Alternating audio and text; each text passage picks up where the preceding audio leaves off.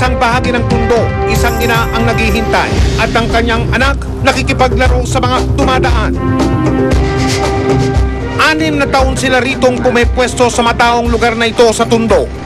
Para silang tindahang nagbubukas gabi-gabi para sa mga parokyano. Yung babae nagpapabuking. Bali yung nanay ang kumakausap sa mga magiging parokyano ng anak niya.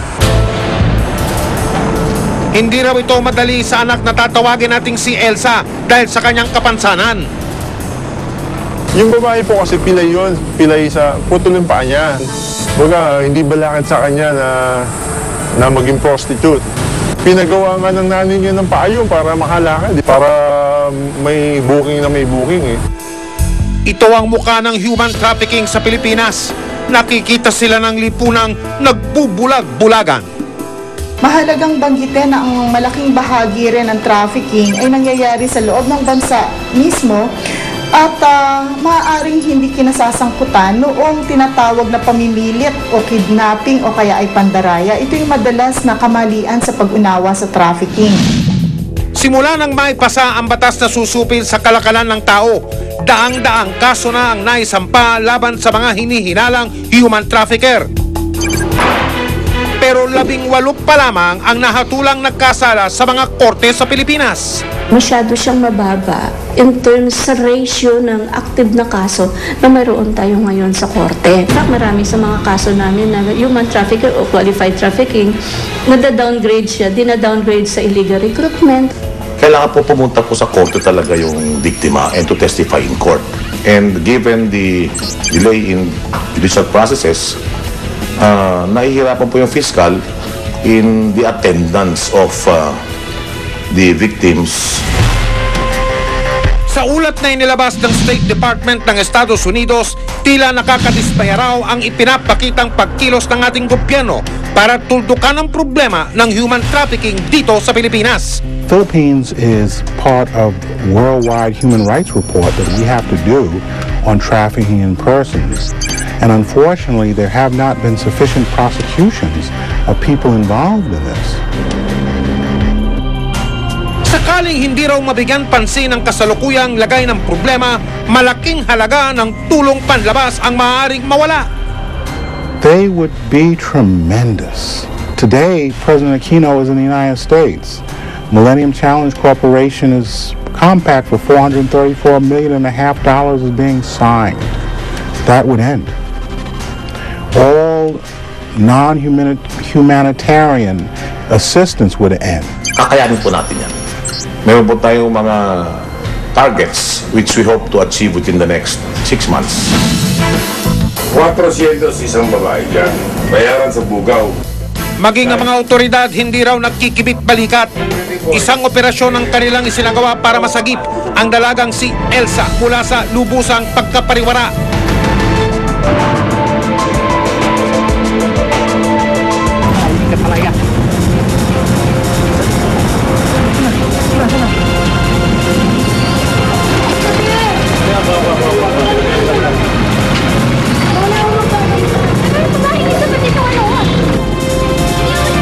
Dinakip ang inang umano'y nagbubugaw sa sarili niyang anak.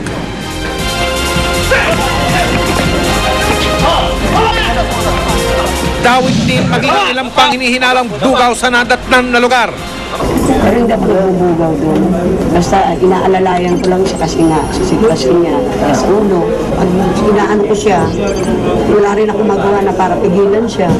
Pag ginusto niya. Kaya ako, gusto niya siyempre, nanay ako, gusto ko siya alalayan. Wala naman po siyang magagawa kung gusto ko po. Naka-strike? Yan, naka-strike. Wala naman po kasi ako ibang mahanap na trabaho. Mahirap kasi para sa akin maghanap ng madaling trabaho.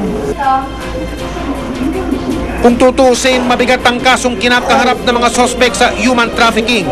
Sa ilalim ng Republic Act 9208 na tumatalakay at nagbabawal sa krimen na kung tawagin ay anti-human trafficking law, siya ay maaring maparusahan ng pagkabilanggong aabot ng hanggang 30 taon. Bukod pa dito, siya ay maaari ring patawan ng multa mula sa 2 milyon hanggang 5 milyon. Pero tila may ilang bahagi raw sa batas na kailangang pag-aralan ng mga kinaukulan. Kaya hindi na dapat tanungin kung sila ba'y pumayag o hindi rito. The fact na sila'y dinala sa prostitution ay kailangang ito'y tingnan bilang isang biktima ng trafficking. Yan ang madalas sa pagkakamali sa pagtingin. Madalas din kapag hinahanap ang mga kaso ng trafficking, ang hinahanap galing o dinala sa ibang bansa. Yun ay isang napakalaking pagkakamali. Nakapaloob din sa batas na hindi maaaring ipakilala ang hinihinalang sangkot sa kaso. Dahil lang itinuturo kung bakit nahihirapan ng ilang sektor na bigyang babala ang publiko. Kailangan talaga nalaman ng publiko kung sino-sino sila. Dahil alam naman natin na marami sila at talagang libre silang gumagala sa ating mga komunidad. Paano natin ngayon ma-stop itong kanilang operasyon kung tinatago at protektahan natin pati yung identity nila. Yan ay maaari natin tignan na muli at kung paano makakatulong yan para maging mas matibay ang batas. Sa 160 bansang iniinda ang sakit na human trafficking sa kanilang lipunan, 80% ng biktima ay mga kababaihan. 5% naman ang mga kabataan. Matindi at malaki ang apekto ng pagiging biktima ng human trafficking sa isang tao, lalong-lalo na doon sa bata. Kasi ito yung sitwasyon na parang nawala na siya ng pagkatao, nawala siya ng dignidad.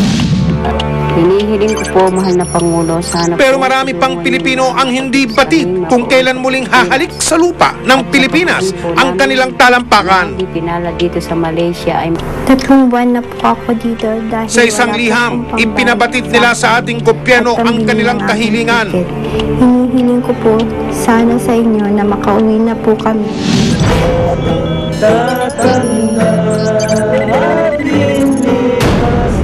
Natutulog kami sa sahig lang. Sobrang daming lamok. Sobrang lamig. Sobrang hirap lalo na po pag umuulan. Bumabaha yung sahig.